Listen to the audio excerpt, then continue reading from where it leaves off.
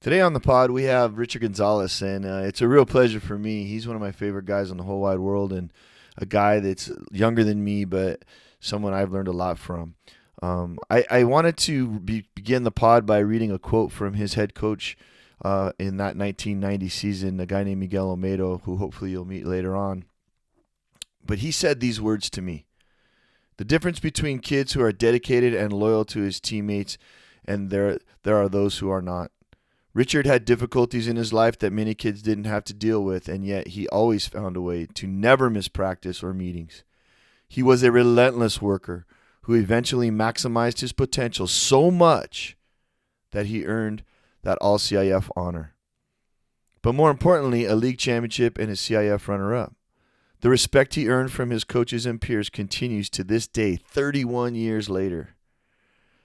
The blessing of coaching and teaching is to find, years after the fact, all the great fathers and husbands, just courageous people in general, and most of our guys happen to be that."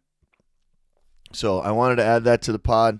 I wanted to thank Coach Olmedo for taking the time to add to this beautiful thing. And now let's hear from Richard Gonzales. I can imagine what Coach Olmedo must have saw, because he was a watcher.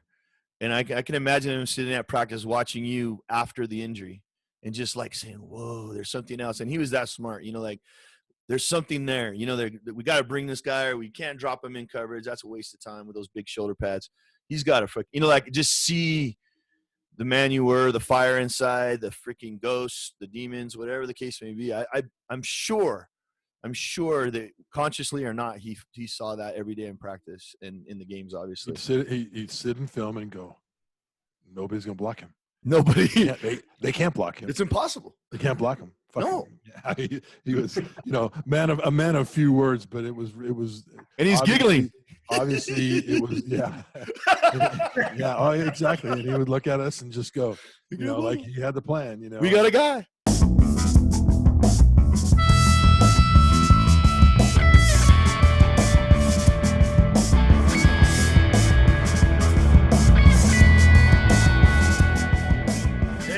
Let's go. So welcome, man. Yeah, and Tommy, I'm going to let you go ahead and get started with Rich here, because I know you're anxious to get at him a little bit. So here we go. Yeah, man. This is super exciting for me. I've been looking forward to this for. So where are you from, man? What's your story from the beginning? Just real quick. From the beginning. So I grew up in Montebello my whole life up until when I went in the service. That was my home. And now, ever since I got out of the service, I'm in Whittier now. Been here ever since '93, I think, when I got out, late '93. Mm-hmm. So not far away, but just a different area. Different vibe. Different vibe. I'm more reclusive. Therefore, I have an area where I can be such, and I love it. I can attest to that. You got quite a pad up there. Yeah, I try to find peace wherever I can, and this was a blessing in that sense. So. We're going to try and reach back a little bit, Rich, and we're talking about growing up, and kind of build a picture of where Richard the man comes from. And so tell us about some of the significant things growing up: family and school, location, whatever, leading up to maybe high school. So family-wise, I was really raised by my grandparents for the most part. Their mother died at a young age, and my parents weren't together, so my grandparents really took the lead when we were young. My father was a biker. He was one of the original Mongols back when it started. Childhood with him was, I wouldn't subject either of my children to my childhood. And that's, I think, why I try to live a peaceful life, because I grew up on a side that wasn't, looking back at it now, it's not for the faint of heart. Was he unique? Was he unique in the way he was teaching you lessons, or was it just giving you the chancla? I mean, what was that all about? Oh, no. He only spanked me, I think, twice that I remember in my life. It wasn't that. It was the drugs, everything that comes along with that scene. FBI at the house, police raids at the house got burned down. You could name it. We had some dude who was wanted for murder by the FBI living with us. I knew that. So that was a real young lesson for me. So the FBI comes to the door looking for him, but my dad always said, don't ever say anything. Just mind your business. Right? Dummy up. To this day, I think of them as like Men in Black. You know, they're just black suits, like just that's my memory. I was a kid, probably 6, 7 maybe. And so that guy was there staying with us. But what happened is when he heard me open the door or answer, he took off through the back. It's a real small house, just back door to the yard. My dad comes out, you know, and they come back with him to his room, which he's in there with his girlfriend. But behind them is the window to the backyard, right? So these guys are standing there. My father's laying in bed with his girlfriend, and they're talking. And I don't remember the conversation of what was going on or what. Like, my dad didn't give a shit, so he was just like, yeah, whatever. But me as a kid looking up, there's a tree that hangs over the garage, right? So it's there, and this guy is on the garage, laying down, looking right at me. And Unbelievable. I see him. I'm a kid. And I see him and he sees me and he's telling me, like, and I'm just looking, mind you, I'm a kid, you know, I'm looking up and I'm just looking right at the sky. Lesson learned from that point on, mind your business. Would you say you were 7 years old or 10 years old or? No, roughly about 7 years old. So you were the perfect angle. You were so small that you could see up and the cops couldn't see. The brush of the tree that hung over was, you know, you can make out the outline. So, but I'm a kid and I'm staring like, is that what I really see? And it's this face of this guy. And mind you, this guy was tatted up. And this is the 70s now, you know, early 80s, 70s. So tatted up, like, you know, this long, crazy ass hair. Like, if you pictured a biker, that's who that dude would have been. When I was a kid, that dude would call from the Hilton, which was from prison. You know, my dad would always tell him he's at the Hilton, you know, he's here, he's there. So eventually he came to stay with us. And I think a few years later, my dad had told me that he had been killed one way or another. It comes back around. Are you the only child, Richard? Yeah, I'm the only one. Thank goodness. I don't know if there could have been two of me. You guys might have ran the world by now, man. The world is the word on the street is you had a twin. You don't have a twin no more. How did that all set up then for you going forward, you know, in terms of how it affected your personality? And were you more aware or were you afraid? Was there something that... Those lessons taught me a lot, to be streetwise, you know. I smoked my first joint at 10 years old with my dad. Like, that was just normal. You know what I mean? Like, if I would have went down that path, it would have probably been acceptable, you know, because I would be just like my father. Like, you know, it's just like any chain. It's going to keep going. And yeah, we saw that. I mean, did you deliberately break that chain? Was that something you set out to do? Is I'm not going to... From the beginning, even though I had my son at 15 years old, I always wanted to give him the life that I didn't have. And even though that didn't work, today I have that life. I didn't stop pursuing that life. I didn't want to go to bars and hang out and, you know, chick after chick. I didn't want to do that. Like, I really wanted to create a home to teach my children that it can be like this. Like, it's okay. You know, a broken home isn't everything. And you know, the guilt on that is for my older son and my daughter, because they got to experience it to a point and then it was ugly, you know, for a long time. So, you know, I that's, you know, when you have divorce and you have, you know, regrets, I think that is my biggest regret as far as that part of my life. You know, I think I could have done more. I could have worked harder, but, you know, hindsight's 20/20. So, but with those lessons learned, I have, you know, a beautiful family and a gorgeous wife, inside and out. I'm sure your older children are better for it, man. I mean, I'm sure they see you and love you, and it's all good. Oh yeah, those are lessons. Know, I look at my two little boys and I think of the memories we're creating, and I love that because they can look in their childhood and dad was at track, dad was at football, dad was at baseball, dad took me to play catch, dad took me to the movies, dad. I can never do that. And I think that's what I'm trying. And it's not, I know what it's like not to have, and I will never put my children in that position. Even though my older two, you know, their mother and I are divorced, I still loved them. I still, you know, did everything I could for them, trying to just be what I didn't have. I mean, to be clear, you did everything for those guys. You know, those kids were amazing too. I mean, you were there when it counted all the time. So, I mean, well, I'm sure we'll get to that part, but I just don't want it to. I don't want people to like be, oh, this guy's like two different deals. No. No, been that way from the jump. Yeah. No, for sure.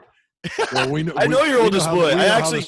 I know. We know how the story goes, at least up to this point. So it's Yeah. there's a lot of good. There's a lot of good to be had out of that. And I think anybody that has those kind of memories or those kind of things to deal with as a young person has to make choices a little bit sooner. What, as you were going through then school and stuff and kids, did you recognize the differences between that life and other lives, or did it? Oh yeah. Even though I went out and I definitely had, my teenage years were definitely, wild, I still had a responsibility that nobody else had. There's things that I couldn't do, because I had to do, take care of my son. He is the reason why I got out of the Army, when I did go in, is because I wanted to be a father to him. That was my biggest goal. It wasn't, if it wasn't for that, I'd be there now. Did you marry her or no? Yes. Yeah, we did get married. She came on the road with you to the bases and things? Towards the end, but I got shipped out. So really, I think we were together there like a month, and then I was gone for like 6 months. So okay.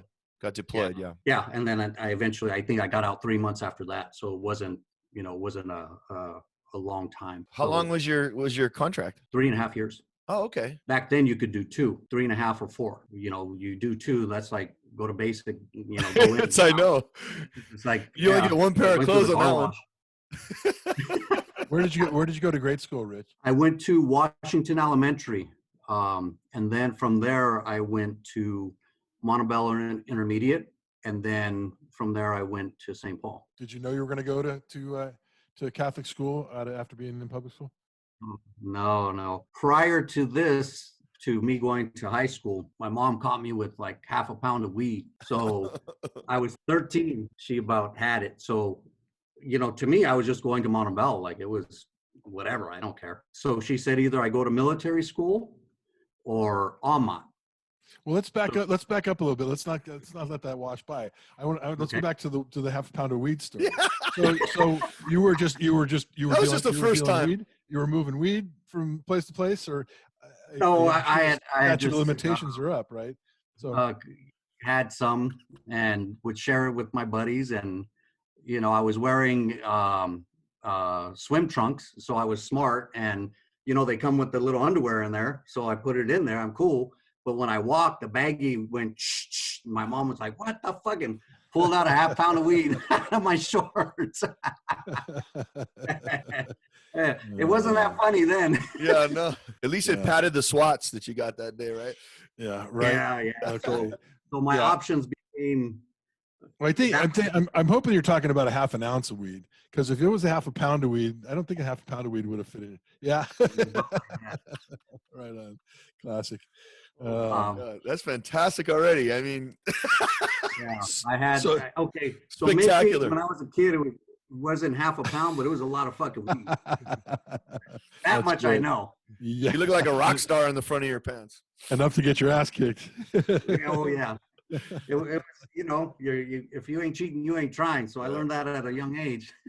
So what did mom say about then Catholic school? How does that work out? So it was military school or Amat. Amat because one of my friends was going there. So I was like, okay, I love to play football. The first high school football game I went to was Amat St. Paul at Amat when Bienemy was there. Hey, that's me. You saw me play. Yeah. Yeah. That was my first high school football game. You saw me miss the tackle when he scored his first touchdown.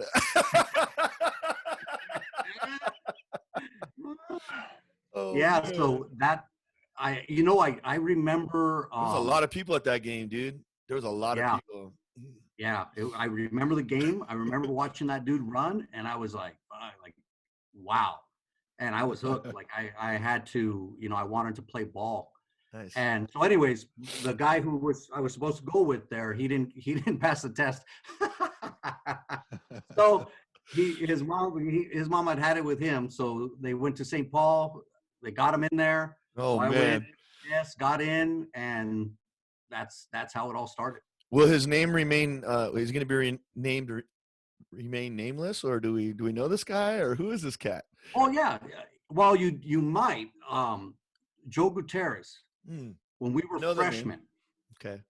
Yeah. So he, I think he left our senior or our sophomore year, Okay. somewhere around that time. But he played ball with us with Coach Pena. He was actually his uncle was Coach Pena's neighbor Oh, nice. back in the day in Pico. Yeah. So there was ties there as well. Yeah. So that's how it started, and probably one of the best times in my life.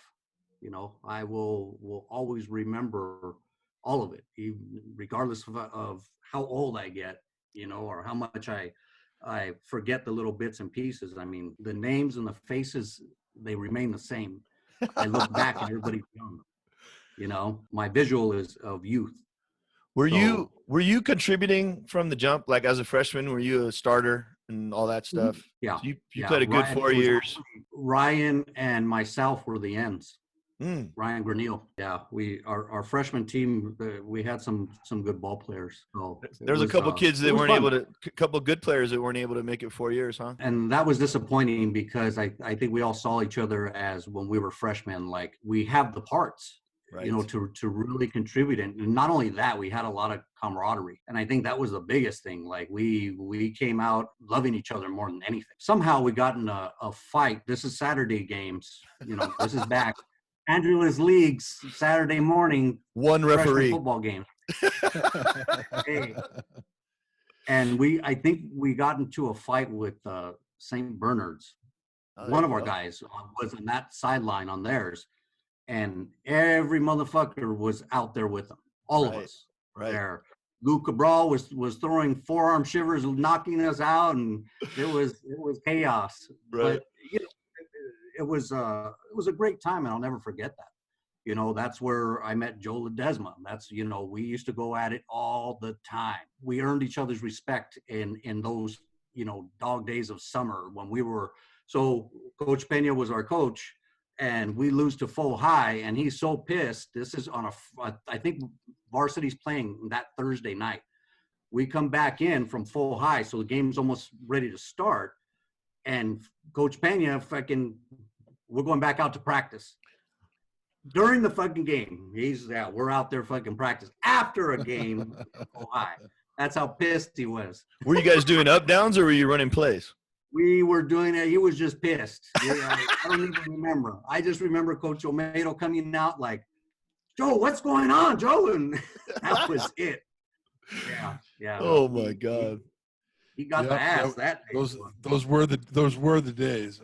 I'll tell you that. Yeah. Where'd you fit in when you got into St. Paul? What was your kind of role? Were you a leader of your group, your guys? Were you a new guy? How did you fit in? I was just different more than anything, and that stems from having a kid as a sophomore.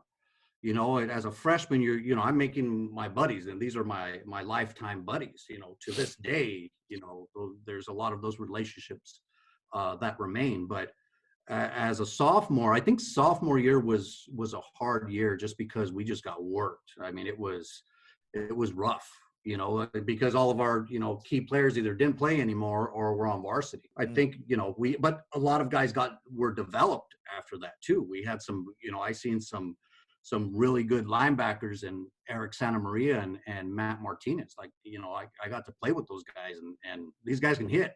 You know what I mean? Like, I know I'm talking sophomore football, but yeah, these dudes freaking loved it. Scary way, not like, you know, I'm not afraid to get my nose in there, but these guys were good. They had that just massive being things like that, and you know, I never played with those guys after that. You know, so being able to experience that it was fun. I mean, that made it fun, you know, as a sophomore there, and you know, it was a different game than it is now. You know, if I could go back just a little bit, do you have any good hazing experiences from your freshman year? Oh man, these guys do shit at us all the time, freaking against the locker. Get the fuck out the way. Go. Yeah. I'm sorry. I think I was one of those guys. I'm not sure. I think I was a senior. Were you? I was. Yeah. Come on. What do you mean? No, I think I think somebody got hurt and we couldn't actually haze you to the full extent of the tradition. I think somebody got hurt. I think Vic Omedo hurt somebody on your by accident. He jumped on somebody and hurt him. Yeah. You remember that? Or I don't remember that, but I just know we didn't get to do I stuff. don't remember, but I remember something like that happening. Yeah. So, So probably the littlest so guy. you had a baby at that point in time. Tell us about how that all worked. That's amazing. It's fucking crazy.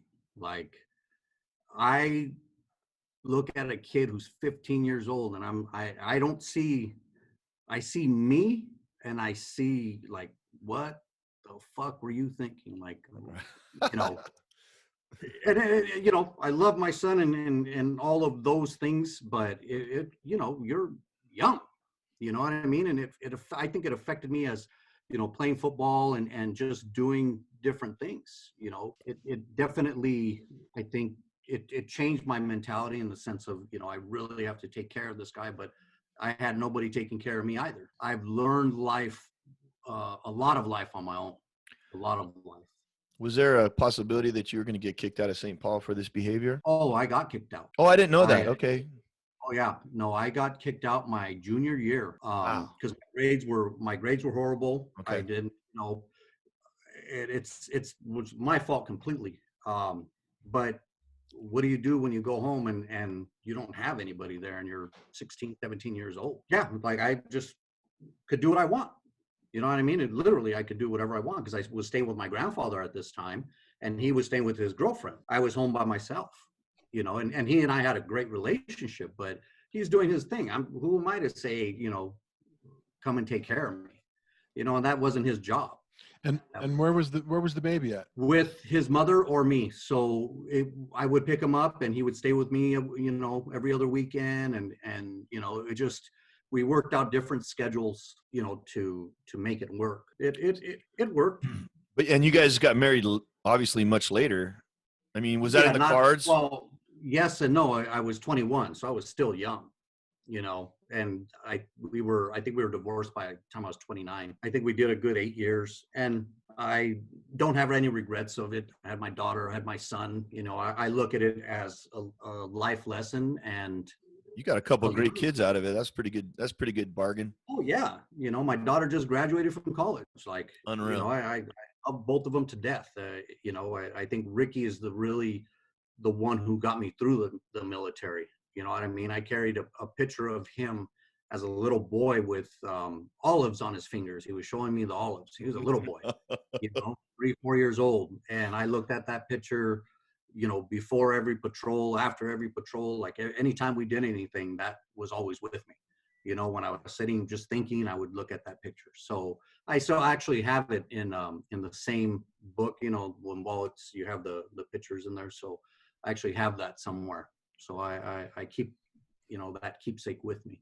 What was the financial situation? Did you have a job and stuff like that? Or were the grandparents helpful, or how did that all work out? 15 years old. They helped. You know, my parents would help every once in a while. I actually worked at Boys Market. Mick Foster, his uncle Dave helped me get a job over there. Nice. You know. Nice. Yeah. So Uncle Dave. you know, the Foster family helped me a lot. They stepped up and really, you know, open arms, and you know, I love them for that. You know, when I worked there, it was just around the corner from their house. So, you know, just come and stay with us. Don't worry. Nice. You know, key to the house, whatever you need. Come, you know, you don't have to ask, just come on down. Like it was that, you know, and that's why I'm, you know, friends of the family for my whole life. You know what I mean? Like, you don't find people like that, you know, who would do that for you. And you know, and you know, I will always appreciate that. You know, I'm not here today without that. So when did you make the decision to be in the military? When you were a sophomore, when you were a junior, when you were a senior? Probably in between being hungover and not knowing what to do. You know, the one thing that I am is somebody who just, you know, my wife always tells me you make decisions by the seat of your pants, and I do, always have. Like I just pull the trigger.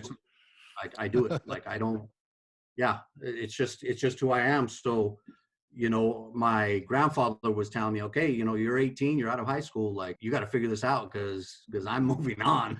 Like I had this go. idea. I had this So idea that you had already known, like even the football season of your senior year, that you were going to go. It was just a matter of waiting till you graduated and then you went. I had no idea it was after. No, I think I had talked about it only because school wasn't an option for me because it just wasn't my deal at that time, you know, but here I am now. Yeah, let's be clear.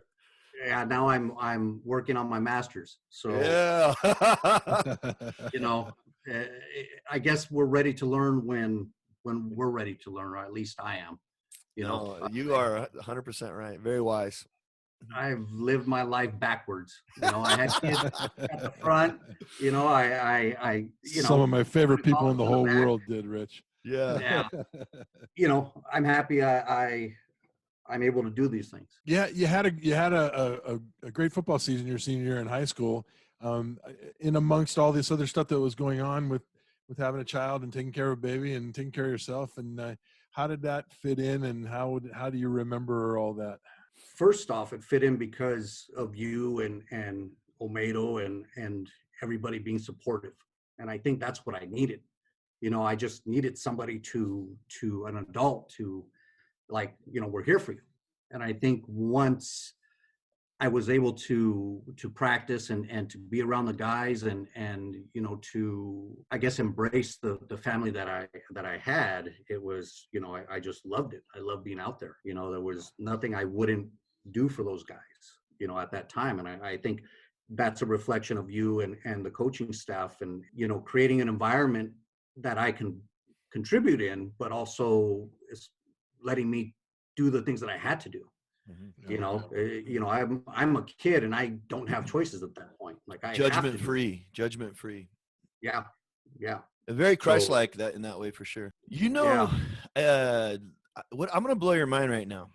Do you know Coach Omedo is the exact same age as your son is right now when he was coaching you?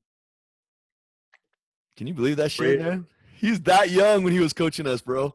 He was 25 or 26 when he coached me. Wow. I didn't know that. Yeah. Can you imagine your boy? Tom and I have had several discussions about freaks those me out. times and you know, questions about things that we did coaching wise and those kind of things. And, you know, and I said, you know, a lot of that was because we were freaking, you know, our first coaching job was Tom's class, and our fourth coaching job was you guys. Yeah. In 4 years later, obviously there was a big difference in the way we did things, you know, and just in terms of what we learned with those guys, but we didn't know shit, you know. We were trying to outwork everybody at that point. By the time you guys got there, we had a little bit of personality. we were a little bit, just a little. Well, just a little. And I'm not saying me, but I'm saying some of those guys had great personalities. And yeah, but I mean, I think there was a sense of you guys were our guys at that point. Yeah. The you were the 4-year guys. Yeah, and so it was a different dynamic. What do you remember most about that season? I remember being 03 and 2, wondering why this was our senior season. You know, we hadn't even gotten into league. We're 03 and 2. Like, how do you come back from that? And, you know, and one game at a time. Yeah, but you know, it isn't like we weren't hungry. Like, I think Loyola went to the finals that year. We'd lost to them by a touchdown or something. Like, it wasn't a big score, like, you know, but we didn't know who we were playing at the time. Going to FOHI and that, like, you know, we played our freaking asses off. That's the #1 team in the nation. Yeah. And all of us, I've never been hit so hard in my life. And, you know, I came back to the huddle one time and I had snot all over my face mask everywhere. And I got cracked back on. Oh, it was great. You know, I ran through it, but I was hurting. I was freaking like I got hit by a truck. So, you know, in those games, you know, where are we as a team?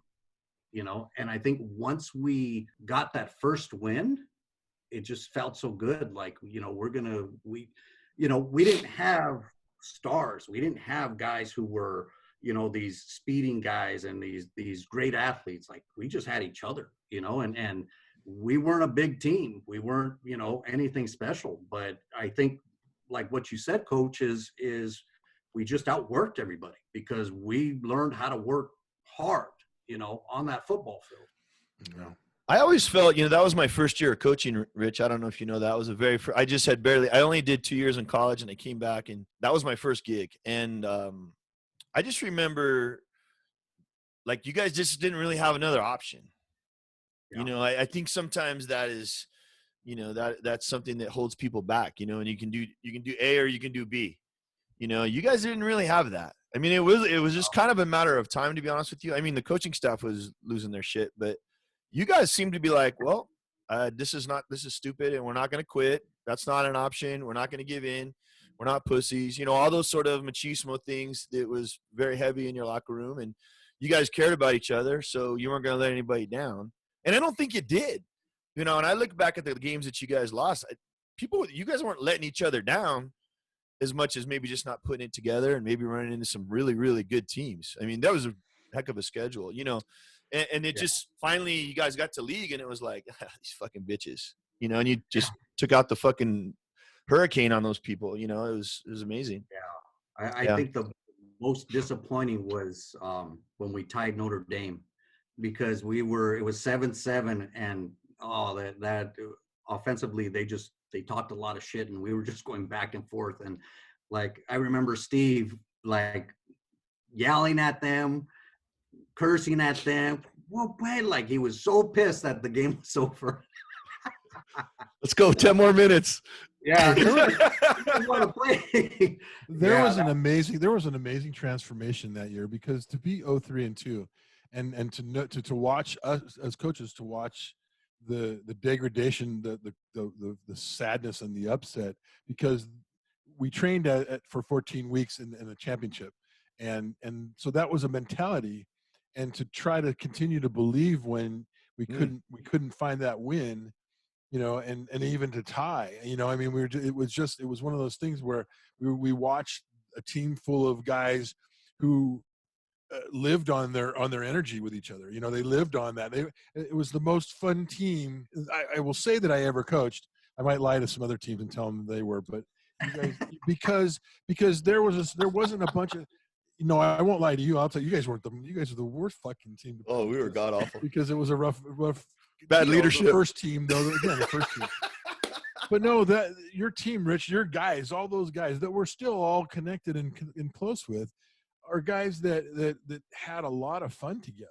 Yeah. There was a lot of laughing and a lot of there was never a panic and stuff. No. Except on your faces. You could see the confusion. Like, if we're doing all this and this is what we're getting out of it, something's really wrong. And you could see that, the light bulbs going, what the fuck is this? And there was moments where we did some things team building wise that I think just helped us to understand where you guys were, and maybe helped you guys just a little bit to know that we're going to be okay. But we were all concerned.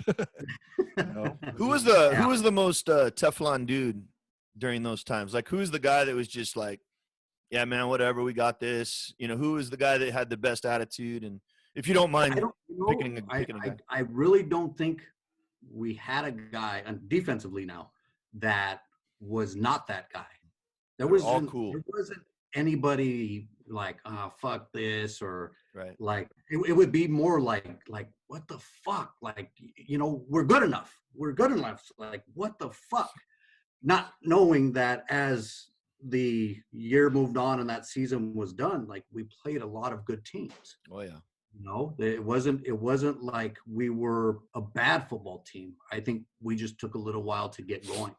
I really like that about St. Paul, that sort of expectation. You're expected to play, because my senior year we played 7 of the 10 teams we played were top 10. FOHI was national champs that year as well. We played them. We had 7 top 10 teams, and you're sketching out a little bit, Tom. The expectation was there, and I really love that. And as a dad and as a coach and as a teacher, I really love that, what an expectation can do for you. This idea that, oh, yeah, they're the number 1 team in the nation, but we got them, and there's a plan and there's a way. I just love that part. And you guys had that. You guys weren't doing the math. Can we tell the story? Can we tell the story about we tell the story about losing to those guys? We lost to the #1 team in the nation, and we had them, and we had a couple fumbles at the end of the game, and Kurt Bruick of all people caught the slant to get the first down to put the game away, and we walk off the field.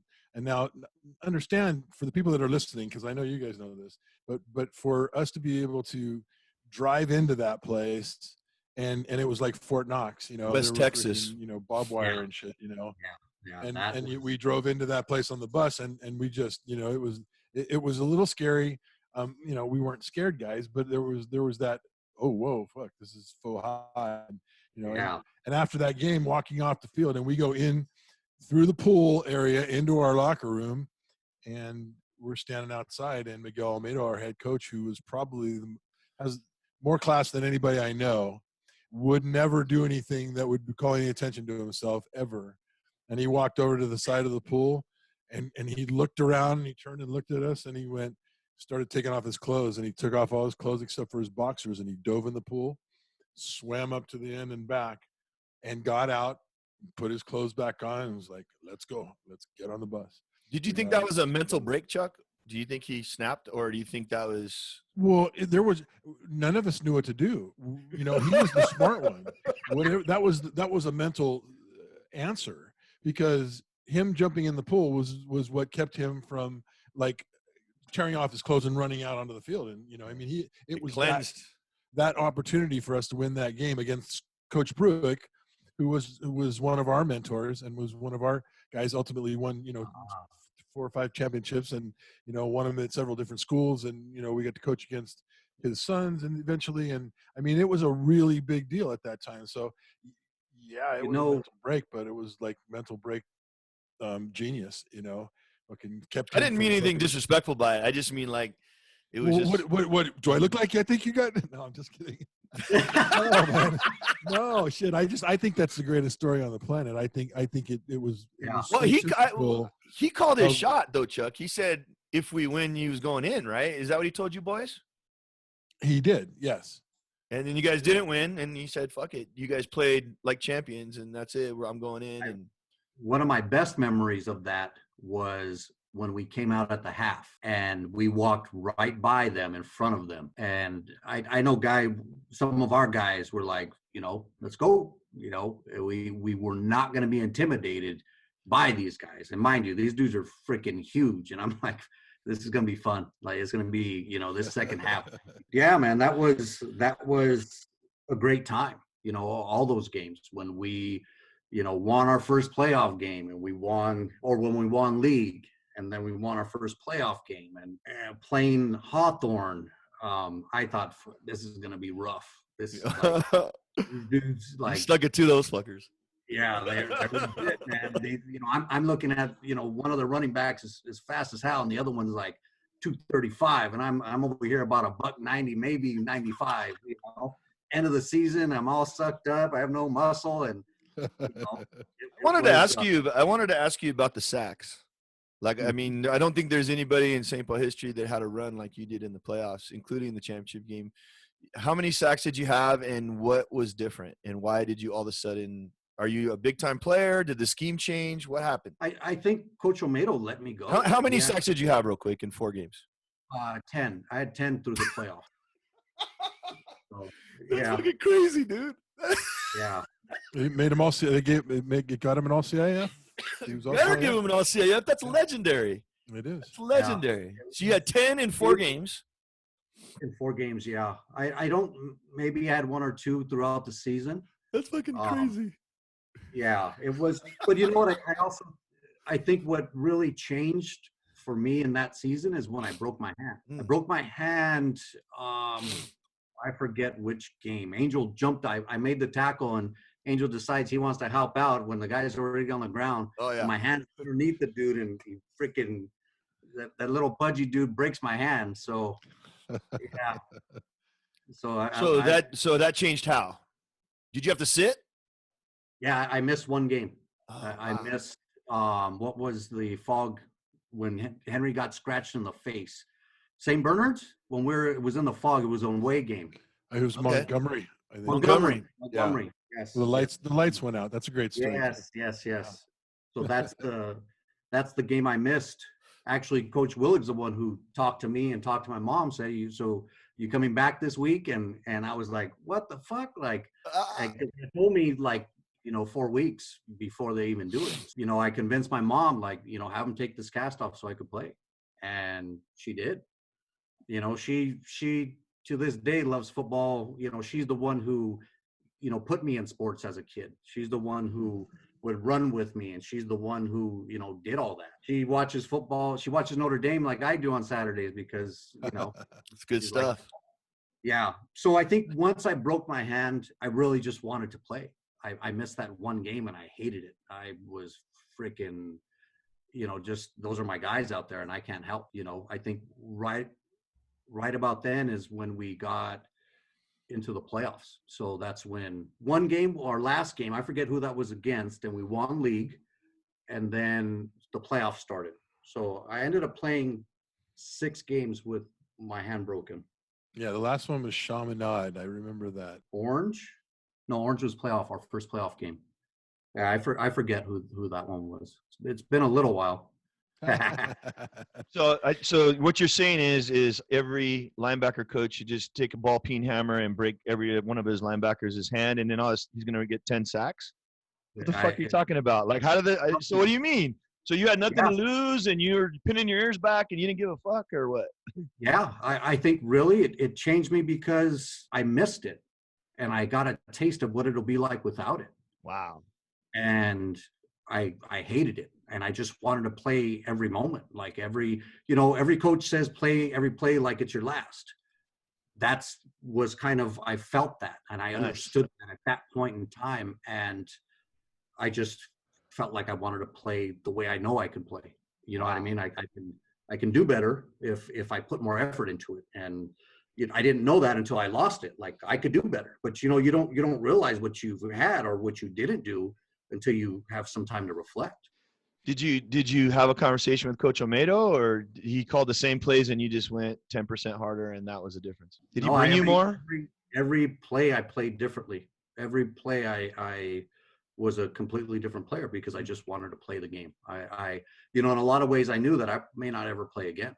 So if I'm not going to play again, then this is how I want to play. So I did. There was nothing more than having the opportunities created by the defenses and doing the best that I could do. I was no better than anybody else on that field. It was just, we all put in a lot of effort. Tim Norton put in a ton of effort. That dude went both ways the whole fucking game and he weighed like 170 pounds. Like, you know what I mean? Like, yeah, we just had some guys like that who, were willing to work and to do everything for the guy next to him. And I think that was the biggest thing.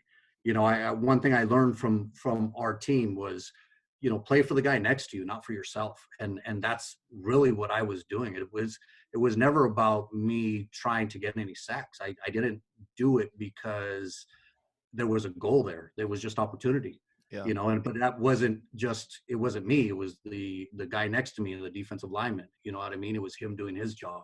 Yeah. And giving me an opportunity to do my job, and the secondary, covering their guys, so it gives me a moment to do something. Like it's all about the team. You know what I mean? It just was opportunity for me. I think it's super interesting because the secret is I didn't see one of your games until the final game because I scouted every single week. I remember, but I do remember having sort of this new idea of putting 2 receivers on one side or 4 receivers. And, for you to stay in there as a blood end and not walk and not be 50-50 out there, that was a ballsy freaking deal. That put a lot of pressure on the DBs. It's very much a pro thing now. You know what I mean? Where the DBs are on their own and let's get pressure on the quarterback. And I don't think I think what a dynamic time, because now who's going to take you? Some fucking running back's going to take you. They don't practice that shit. Are they going to slide? Are they going to dual read to you you're better than any guard that's going to dual read. Like, what are they going to do? Like, who can recognize that? And by the time they could recognize that, you were done playing passing teams and you had to deal with the running teams. What a beautiful deal. What a beautiful time. Magic moment for sure. Yeah. It was definitely, it was fun. And that's a big part of my, St. Paul memories, are those times and those guys and you guys and what I see in my mind is St. Paul in the 90s, 1990, 91. That's how I see it. I see youth and when all of us are getting older and that, but in my mind it's still there. I can imagine what Coach Amedo must have saw, because he was a watcher, and I can imagine him sitting at practice watching you after the injury and just like saying, "Whoa, there's something else." And he was that smart, like there's something there. We got to bring this guy, or we can't drop him in coverage. That's a waste of time with those big shoulder pads. He's got to just see the man you were, the fire inside, the freaking ghosts, the demons, whatever the case may be. I'm sure that consciously or not, he saw that every day in practice and in the games, obviously. He'd sit and film and go, nobody's going to block him. Nobody. They can't block him. It's impossible. They can't block him. No. He was, a man of few words, but it was. And he's giggling. Obviously, it was, yeah. Yeah, oh, exactly. And he would look at us and just go, like he had the plan, We got a guy. The offensive staff would roll in there and go, all right, what's the deal, man? How many points we got to score? You go, yeah. They're never going to be able to block us. No. Yeah, we're going to get to the quarterback. It's no, because it kind of fell our way playing, Orange and then Beverly Hills and guys that, we hadn't seen anybody throw the ball like Beverly Hills did. And then, kind of the rest of triple screen. Kind of the rest of the teams all had some sort of a pro kind of a throw the ball around kind of a deal. So, it was it kind of fell into our hands that you get to be that guy. It was fun. It was such a fun time. Yeah. So you get to a championship and how does that finish up for you? And now we're going to move you, on from there. That was tough, man. That was tough. It was, I think we were we were surprised we were there. Number one, that was like we don't have these guys. Like every team we play, they have a guy or a quarterback, running back, a guard, a tight. Like, hey, we don't have guys. Like, we just have us. Like, we might get a guy on the field who's 225 if we're lucky. That was but here we are. We're here, and I don't think there was at that point we had so much confidence because we had come from the grave. 0-3-2 to going 8 straight. I think. Straight. Yeah. Great. It was, some of those games were battles. Like, battles. Everybody's getting their ass kicked, and who's gonna come out of that? It was, some of those games were really intense. But I look back at it now, and I think we played our asses off. Well, when we went down to Division III from the Angeles League in Division I, those teams in our league, the Chaminades, the Notre Dames, and those guys, they wanted a piece of us in the worst way. They wanted a piece of the guys that came from Division I and couldn't quite get it done completely in Division I, and so there was a lot of and the coaching staffs in that league at that time. There were some great coaches. Rooney over at Notre Dame is a legend guy. He's legend, amazing guy, and most of the coaches we coached against that year were guys that have been around for quite a bit. But you guys had targets on your back all the way through that league deal, and we were just flat meaner and tougher than those. You guys were heavyweights in a middleweight division for sure. You guys were heavyweights, not figuratively, but or figuratively, not literally. Yeah. You guys are fucking gangsters for sure. It was good. No fear.